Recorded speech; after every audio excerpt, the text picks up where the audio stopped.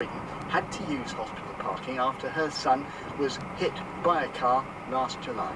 I received a phone call to say that my son had been hit by a car, but he was very lucky in the sense that there were two off-duty paramedics to hand who performed life-saving treatment at the scene until the air ambulance arrived. He then got transferred to St George's in Tooting, and he underwent some emergency surgery to relieve the pressure on his brain. Then he was transferred to the paediatric intensive care unit, where he was put in a drug-induced coma to allow his brain to recover. Now, you had a variety of experiences about parking, didn't you, in your visits to him? The first 6 weeks were spent at St George's. Now, they operate a system where if somebody's in intensive care, they can have a weekly permit which costs £10, which allows you to sort of come and go for the whole week. So that was a great help. Obviously, our family relatives that were coming to support me mounted up sort of quite horrific, sometimes £25 a day there.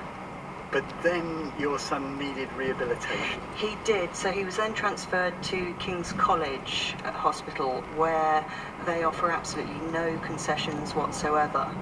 So I was paying out quite a lot of money.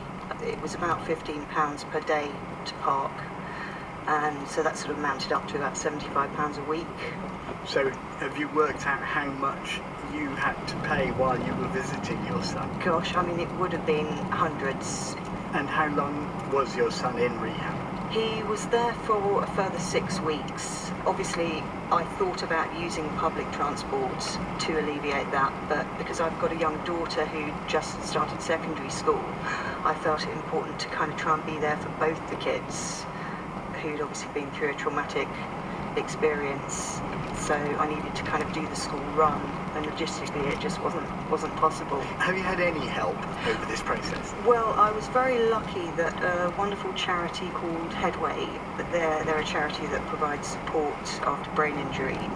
They contacted me and they gave me a grant of £250 from their emergency fund to help with these high costs that I'd incurred in parking. Now, clearly at the time you were much more worried about your son, and we're glad to say he's done very well, hasn't he? And He made has. a very good recovery. But looking back, how do you feel about the whole business of being charged in that way? I don't feel that all hospitals it should be totally free parking-wise, as I can imagine this would bring about a completely different set of problems. But